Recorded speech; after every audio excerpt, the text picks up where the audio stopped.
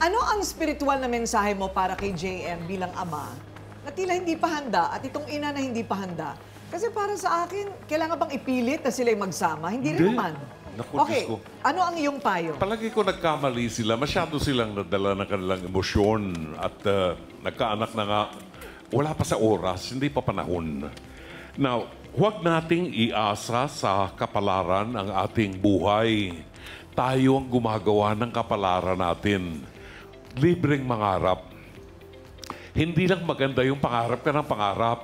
Kailangan abutin mo ang mga pangarap mo. Sasangayon ako kay Ate Coring, ha? Kung nagkamali kayo minsan dahil sa kapusukan ninyo, nagkaroon kayo ng anak, huwag nang ulitin muna, no? Marami tayong maaabot na pangarap, kumilos lang kayo at huwag makontento sa kinaroroonan nyo. Ayan, parang nakikita ko na silang dalawa. Magkasama man sila o hindi, nagtatrabaho na sa opisina, hindi ba? Sekretarya, typist, kung ano-ano, kaheran. Basta't may trabahong maayos, ikaw nakakurbata ka.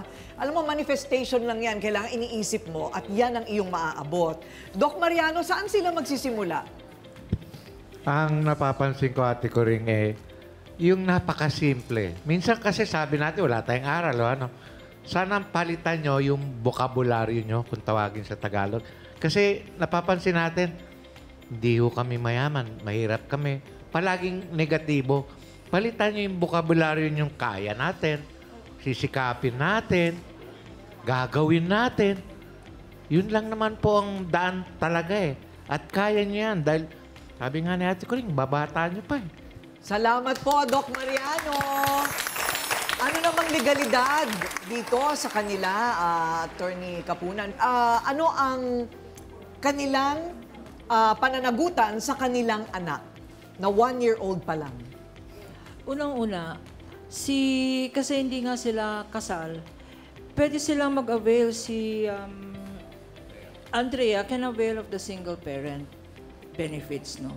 Ang problema yung anak ninyo, siguraduhin nyo na may birth certificate. Kasi hindi mo makiklaim yan na anak mo kung walang birth certificate. Parang ngayon lang natin naririnig sa show na to, yung mga issue ng late registration. Dapat kasama yan sa binibigay na serbisyo ng barangay. Yung education on birth control. Kasi nagsasama pa sila eh. Lalo na pag wala silang magawa, edi gagawa na naman ng baby sa birth control. Yung karapatan nila, no? Ganyan lang nga yung sitwasyon nyo.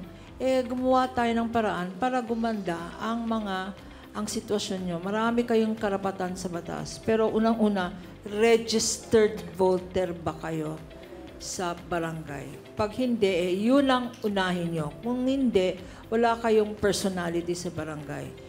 Sa ganyan ba, Attorney Lorna, pwede silang... Kasi baka pag-ibain yung bahay nila doon kung bawal sila doon. Bawal talaga yun. Pero meron bang probisyon na ang barangay o gobyerno para sa mga tulad nila? Dapat meron, kasi sila yung homeless eh. Yung, ang tawag dyan, squatter. You are squatting on public property.